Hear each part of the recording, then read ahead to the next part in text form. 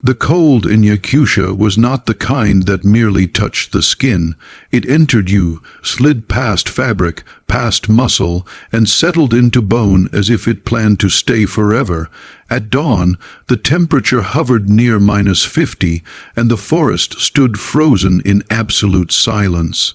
No birds, no wind, just snow piled thick against ancient trunks that had survived centuries of winter warfare. Inside one of those trunks, something unexpected stirred. The tree was massive, older than maps, its bark split and scarred by lightning and time. From the outside, it looked hollowed by rot and age, nothing more than another relic of the taiga. But hidden at its base was a narrow wooden door, carefully fitted and camouflaged with bark and moss.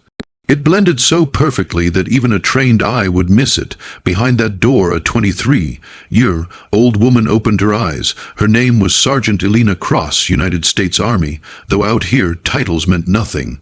Survival did. Her breath fogged the air instantly as she shifted beneath layers of insulated fabric and animal hide padding. Ice had formed along the edge of her hood during the night, gluing strands of dark hair to the lining. She didn't curse. She didn't rush. Panic wasted energy, and energy was life. Elena had learned that lesson long before Yakutia. The interior of the tree was barely large enough for her to sit upright.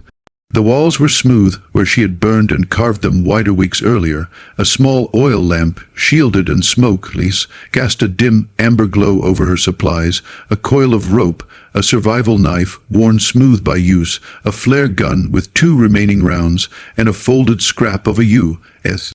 flag tucked carefully into a pocket of her pack. She checked her fingers first, then her toes, still there, still responsive. Good. Outside, the forest remained quiet, but it was the wrong kind of quiet. Elena pressed her ear gently against the inner wall of the tree. Years of training had sharpened her senses beyond what most people believed possible. She could tell the difference between wind-settling snow and the subtle compression of weight on ice. Right now, there was nothing, and that somehow unsettled her more than noise. This shelter hadn't been part of the original plan. 3 months earlier, Elena Cross had been part of a joint cold, weather exercise gone catastrophically wrong. A navigation failure, a storm that arrived 6 hours early, communications lost, one helicopter forced to turn back, another never heard from again. The exercise had been scrubbed. But she hadn't made it out in time. By the time rescue teams searched the area, the storm had erased every track. Elena had adapted.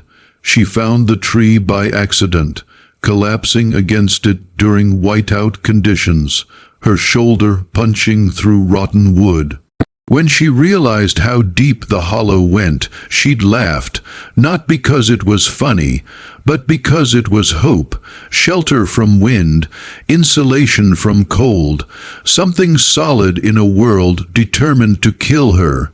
She had turned the tree into a home using patience, discipline, and skills drilled into her since basic training. Snow walls outside for concealment, scattered tracks to confuse predators, no fire during daylight. No scent left behind. Out here, mistakes weren't punished. They were erased. Elena reached for her canteen and took a careful sip. Ice clinked faintly inside. Rationing was second nature now. Hunger was a dull, familiar ache. Fear, too, but she controlled that better than most. She cracked the door open by a fraction of an inch. Cold air rushed in like an invading army. Light spilled across the snow, revealing the forest in pale blues and whites. Her eyes scanned left to right, slow and methodical.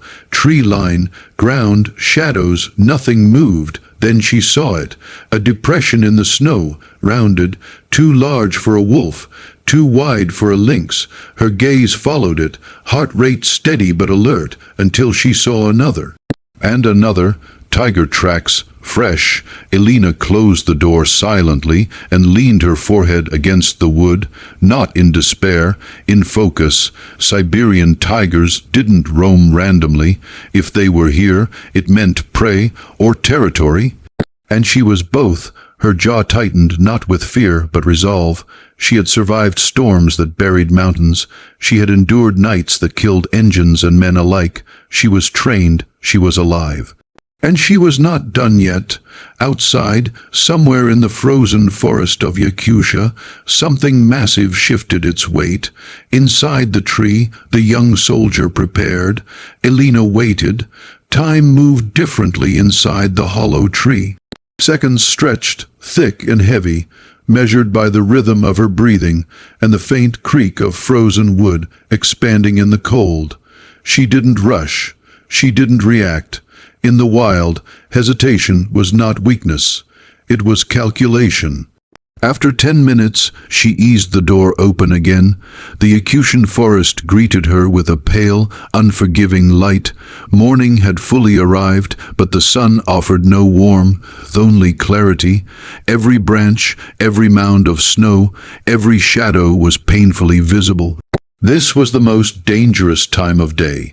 Predators hunted with confidence in daylight here. There was no place to hide from white. Elena stepped out of the tree, her boots compressing the snow with a muted crunch she couldn't fully suppress. Instinctively, she shifted her weight, distributing pressure to minimize sound. Her eyes locked onto the ground immediately. The tracks were closer than she expected. 3 distinct sets of paw prints cut through the clearing, each the size of her open hand, wide, deep, and unmistakably feline. The snow inside them hadn't crystallized yet, fresh, less than an hour old. The edges were sharp, the depth uneven where weight had shifted mid-stride. They had circled the tree. Elena's pulse picked up, but her breathing remained controlled. 3 tigers meant a coalition rare, but not impossible in extreme conditions. Scarcity forced adaptations. Hunger erased instinctive boundaries. She'd studied this in manuals. Seeing it in front of her was different.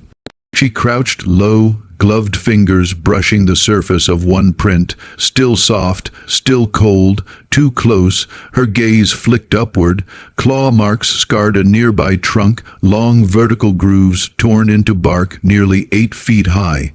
A territorial warning or a stretch. Either way, it meant one thing: they weren't just passing through. Elena slowly rose, keeping her silhouette broken by the tree behind her. She scanned the tree line, left, then right, then behind. The forest appeared empty, but she knew better.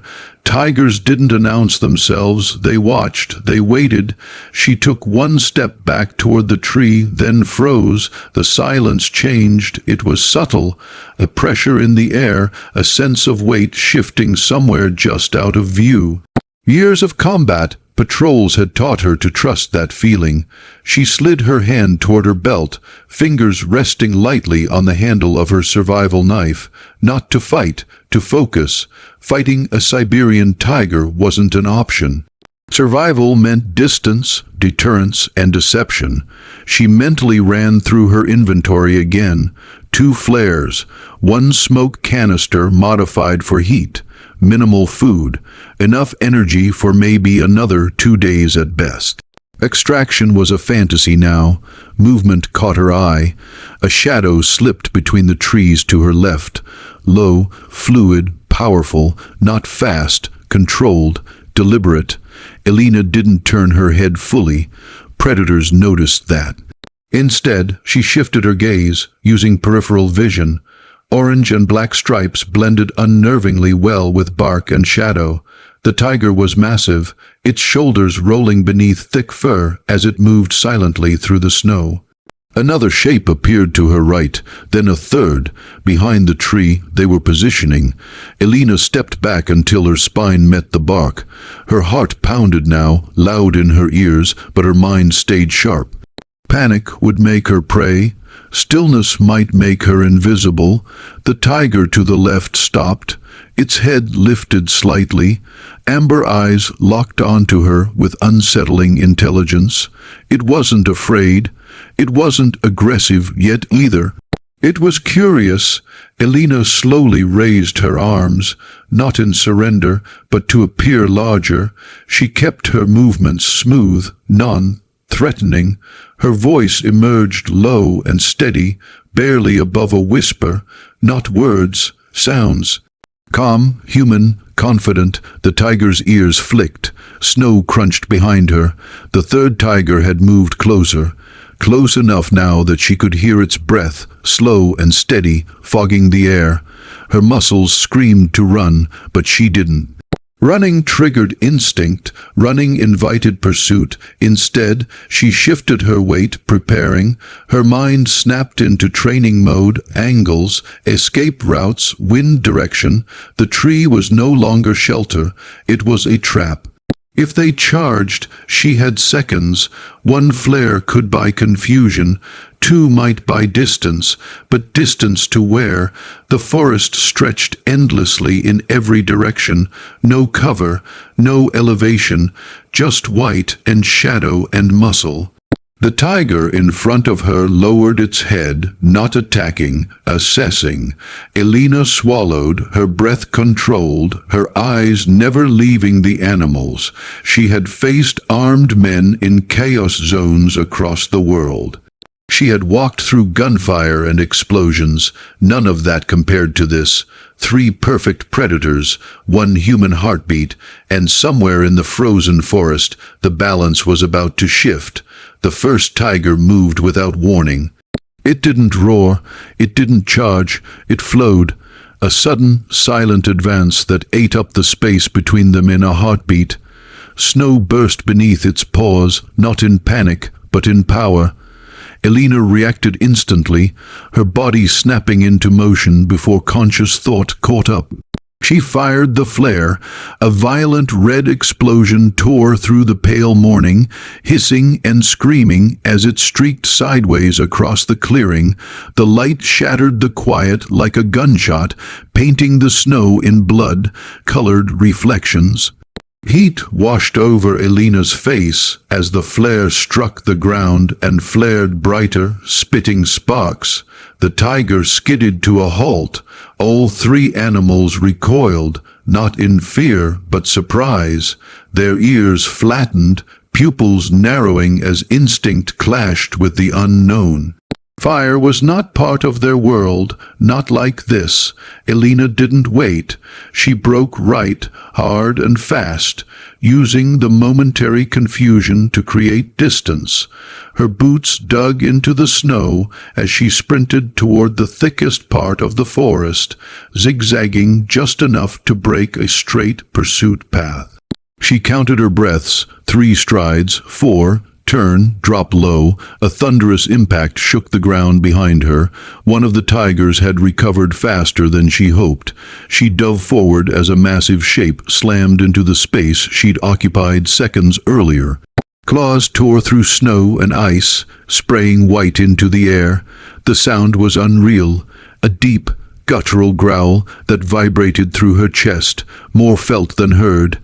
Elena rolled, came up on one knee, knife in hand. The tiger loomed over her. Up close, it was terrifying beyond imagination. Nearly 9 feet long, muscles rippling beneath its fur, breath steaming in rhythmic bursts. Its whiskers twitched, sensing every movement, every vibration of her pulse.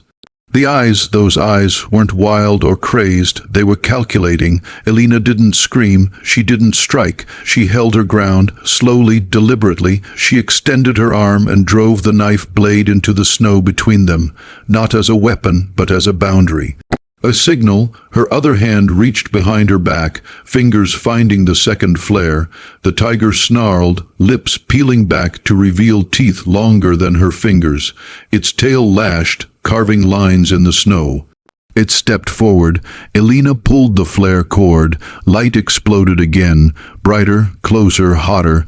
The flare ignited inches from the tiger's face. Sparks burst outward, hissing as they landed on fur and snow. The animal reared back with a violent shake of its head, coughing, retreating several steps. Its roar shattered the forest, echoing off frozen trunks in a deafening wave, but the other 2 were already moving. One came from the left, fast and low, the other from behind, using the tree line as cover. They had adapted instantly, working together, flanking her position with terrifying efficiency. Elena turned and ran. Not blindly, not in panic. She sprinted toward uneven terrain, toward fallen logs and twisted roots where the tiger's size would slow them, if only slightly. Snow exploded beneath her boots as she vaulted a half-buried trunk, landed hard, kept moving. A shadow sailed past her shoulder, claws grazed her pack, ripping fabric, sending her stumbling forward. She hit the ground hard, the air punching from her lungs in a sharp gasp. Pain flared through her ribs, but she rolled instinctively, coming up behind a fallen tree. She crawled, fast and low, using the log as cover. The forest around her was chaos now, roars, crashing branches, the heavy drum of massive bodies slamming through snow. The tigers were no longer curious. They were committed. Elena reached into her pack and pulled out the smoke canister. Her fingers trembled, not with fear, but cold and exhaustion. She armed it and hurled it blindly into the trees. The canister detonated with a muffled pop. Thick gray smoke poured into the air, spreading unnaturally fast in the still cold. It swallowed shapes, blurred edges, turned the world into shadow and noise. The tigers roared again, disoriented, their vision compromised. Elena crawled away from the sound, forcing herself not to cough as smoke burned her throat. Her lungs screamed, her muscles burned.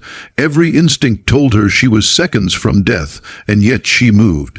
She reached a narrow ravine hidden by snowdrifts, and slid down its icy edge, disappearing from view just as a tiger burst through the smoke above her position, claws snapping shut on empty air.